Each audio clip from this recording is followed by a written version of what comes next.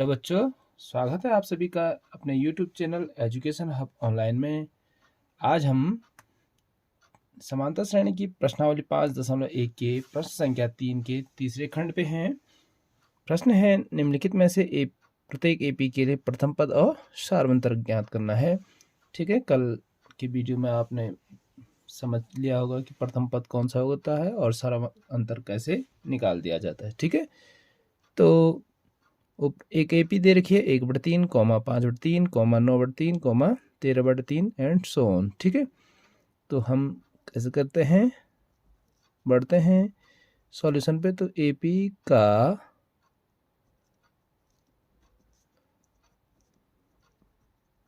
प्रथम पद, तो एपी का प्रथम पद किसे डिनोट किया जाता है, ए से। तो एपी का प्रथम पद हो जाएगा, जो श्रेणी का पहला वाला पद है वही प्रथम पद कहलाता है, 1/3। ठीक है, और एपी का सार्वंतर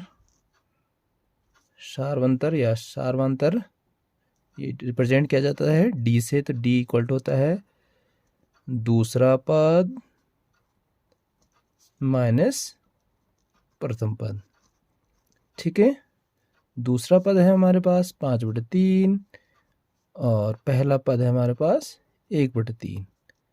ठीक है, उम्मीद करता हूँ आप लोग सभी लोगों को भिन्नों के जोड़ घटाने आ जाते होंगे। ये एक ऐसी भिन्न है जिनका हर समान है, तो हर समान में आपने केवल अंशों का जोड़ या घटाना करना पड़ता है। तो ये हो जाएगा 5 में से 1 गया 4/3।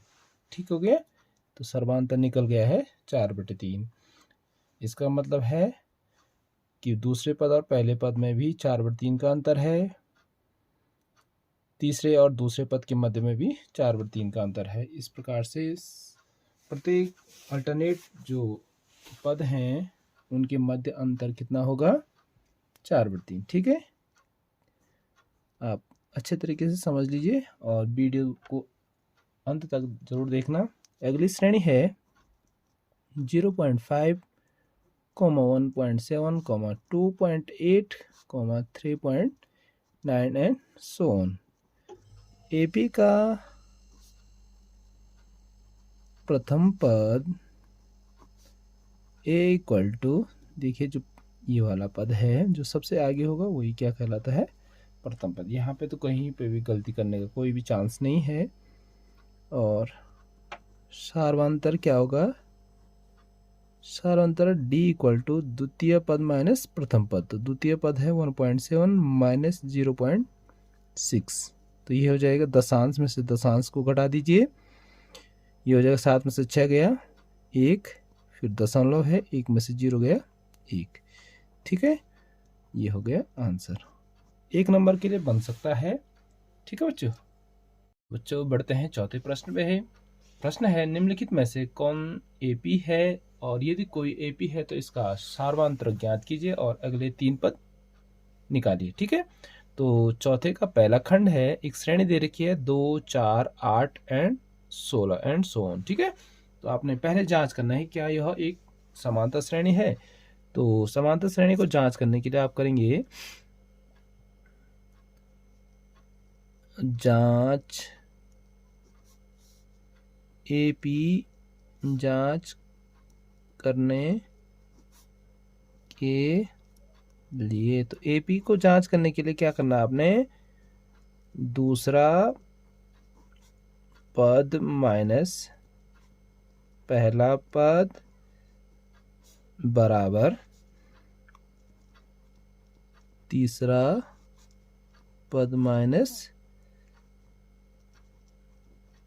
दूसरा पद। ठीक है, अगर दूसरे पद में से पहला पद घटा करके तीसरे पद में से दूसरा पद घटा करके जो पद आएगा, जो वैल्यू आएगी, अगर बराबर होगी तो ये एक समांतर श्रेणी है, अन्यथा एक समांतर श्रेणी नहीं है। तो दूसरा पद 4 है, पहला पद 2 है, तीसरा पद 8 है, दूसरा पद 4 है।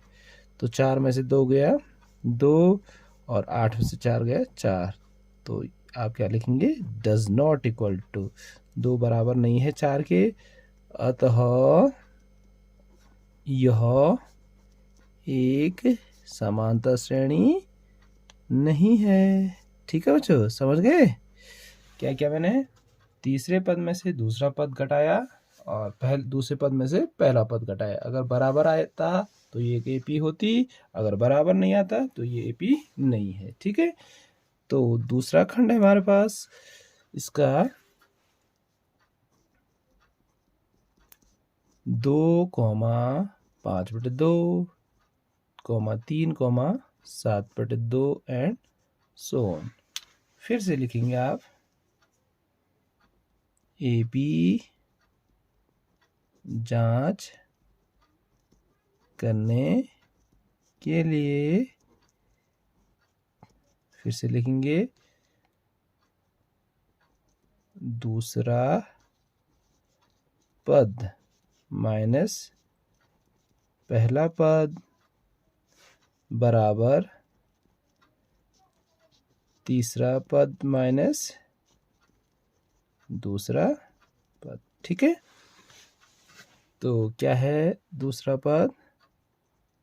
5/2 माइनस 2 इक्वल टू तीसरा पद है 3 माइनस 5/2। आ जाता है बच्चों आपको ये हल करना? ये इस प्रकार से हल किया जाता है। सीधे इसका मल्टीप्लाई यहाँ हो जाएगा, 2 दूनी 4/2 इक्वल टू इसका मल्टीप्लाई यहाँ हो जाएगा 3 दूनी 6 माइनस 5/2। सच दैट, देखिए 4 में से 5 में से 4 गया, 1 हर में 2 है और 6 में से 5 गया, ये भी 1/2 इक्वल टू क्या आ जाएगा? डी। ठीक है बच्चों, ये होता है सार्व अंतर। अगर बराबर आ जाता है तो ये एक समांतर श्रेणी है, और जो ये अंतर आता है ये क्या कहलाता है? सार्वंतर कहलाता है। ठीक है, सार्वंतर डी बराबर आया है 1/2। तो अगले 3 पद ज्ञात करने के लिए हमने क्या करना है? श्रेणी का अंतिम पद है 7/2, उसमें क्या जोड़ देना है? डी जोड़ देना है। तो ठीक है, तो 7/2 धन 1/2 इक्वल टू हो जाएगा, हर समान है तो अंश जुड़ जाएंगे, 7 और 1 8, 8/2 इक्वल टू 4। ठीक है, एक पद आ गया है 4। फिर अगला पद, इस 4 में क्या जोड़ देंगे? डी जोड़ देंगे, तो 4 धन 1/2 इक्वल टू, फिर से देखिए कैसा हल कर रहा हूँ मैं, 4 दूनी 8 और 1 9/2।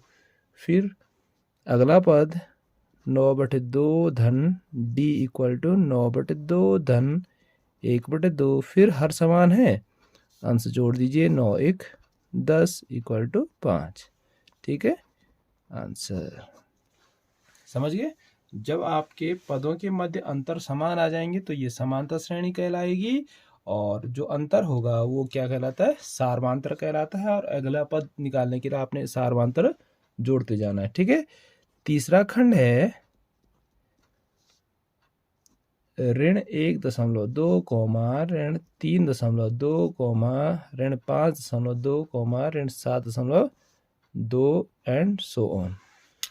फिर से एपी जांच के लिए क्या करेंगे? दूसरे पद में से दूसरा पद माइनस पहला पद है -1.2 इक्वल टू तीसरा पद -5.2 माइनस -3.2, दूसरा पद माइनस पहला पद, तीसरा पद माइनस दूसरा पद। तो देखिए क्या आता है?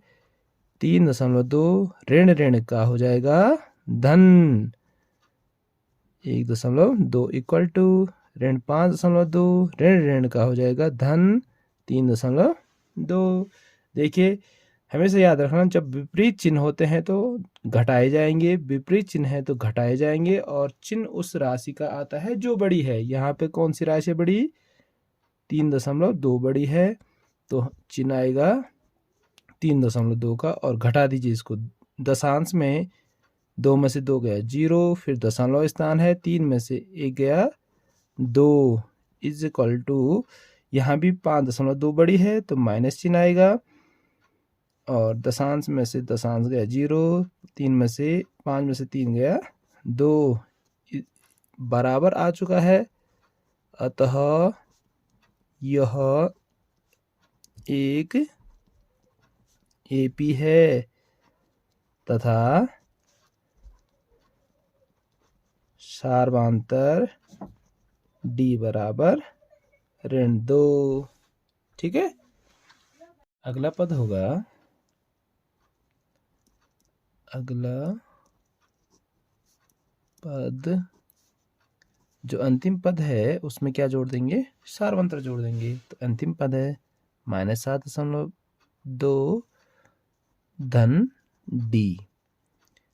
तो -7.2 डी की वैल्यू क्या है, -2.0। ठीक है, तो ये हो जाएगा 7.2। फिर से यहाँ पे चिन्हों का गुणा है, धन के साथ जब ऋण का गुणा किया जाता है तो हमेशा क्या आता है, ऋण। तो ये हो जाएगा 2.0। दशांश से दशांश को जोड़िए, क्योंकि यहाँ पे समान चिन्ह है, सजातीय चिन्ह हमेशा जोड़े जाते हैं। और ये ऋण ही आएगा, ऋण 7.2 ऋण 2 इक्वल टू देखिए 9.2। ठीक है, फिर जो अगला पद होगा वो क्या होगा, अगले 3 पद निकालने हैं। तो अगला पद क्या निकल जाएगा, फिर इसमें क्या जोड़ देंगे हम, ऋण 9.2 धन डी इक्वल टू हो जाएगा 9.2 धन ऋण 2.0। यहाँ पे फिर वही होगा, चिन्हों का गुणा हो जाएगा, तो धन ऋण का ऋण इक्वल टू ऋण 11.2। ठीक है बच्चों, फिर आगे आप जितनी इच्छा है उतने पद निकाल सकते हैं।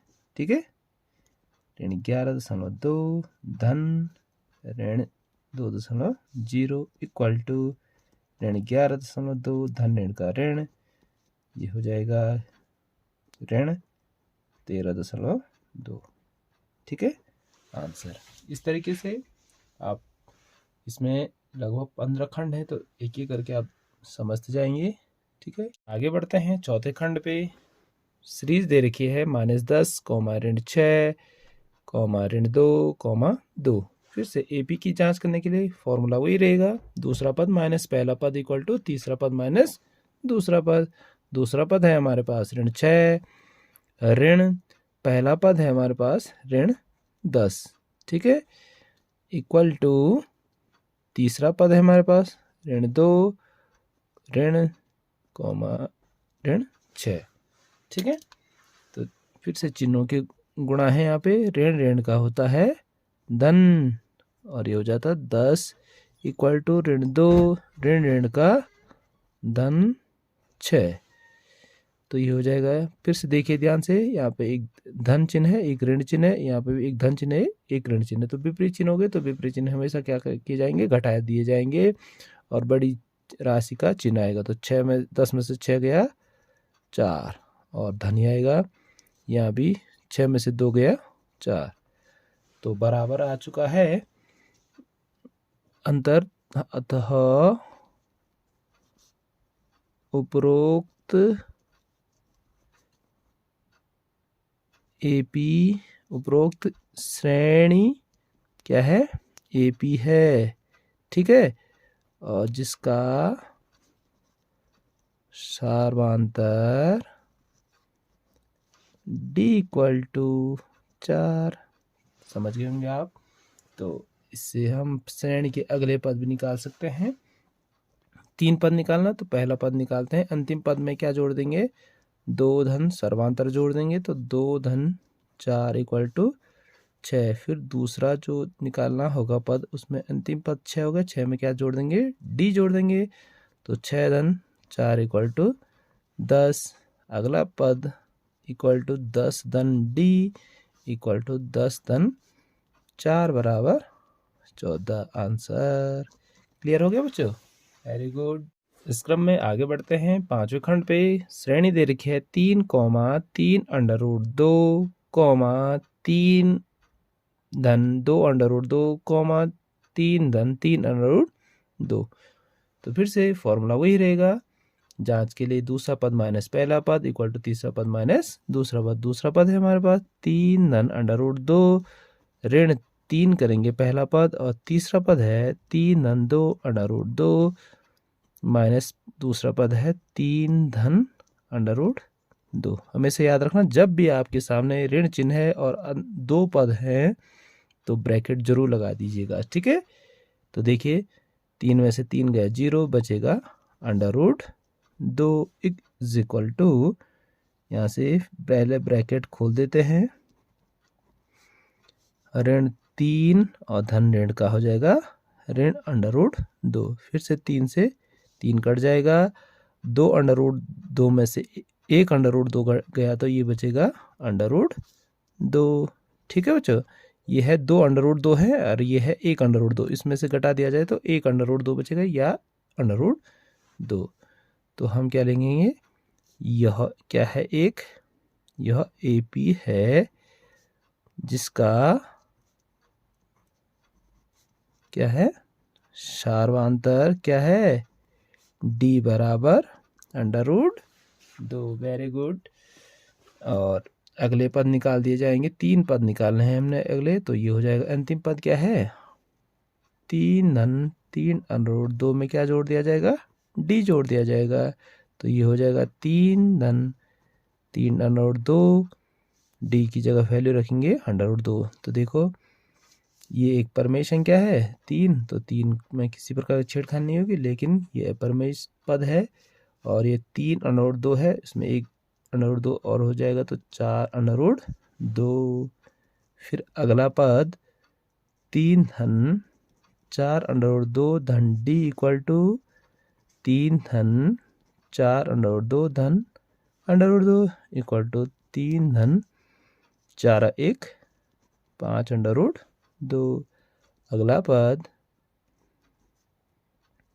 3 धन 5 अंडर रूट 2 धन D इक्वल टू 3 धन 5 अंडर रूट 2 धन अंडर रूट 2 इक्वल टू 3 धन 6 अंडर रूट 2, ठीक है। ये हो गया 5वें खंड का आंसर, ठीक है बच्चों। ये सारे वीडियोस आप अपने दोस्तों के बीच में ज़रूर शेयर करना, और अगर आप लोग चैनल पर नए हैं तो चैनल को सब्सक्राइब जरूर कर लेना, ठीक है। Thank you.